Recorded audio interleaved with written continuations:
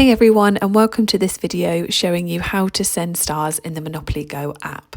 We're going to start by opening up the app, and to earn stars you need to complete in-game events and then you'll be rewarded with stickers. Each sticker is worth a certain amount of stars. So if we go to our albums in the bottom right corner, you will see our albums there. If we click on the Argonauts, for example, you can see that we have got one sticker that is worth 1 star.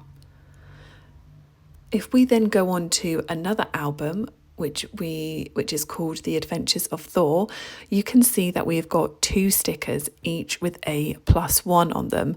This means that we've got a duplicate.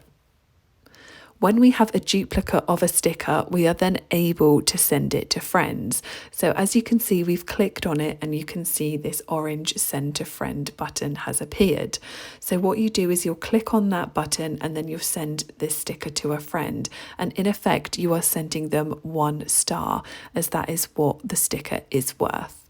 You are able to do this up to 5 times a day. So that is how you can send stars in Monopoly Go.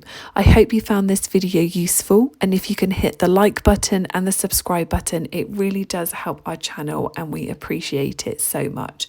Thank you so much for watching, and we'll see you in the next video.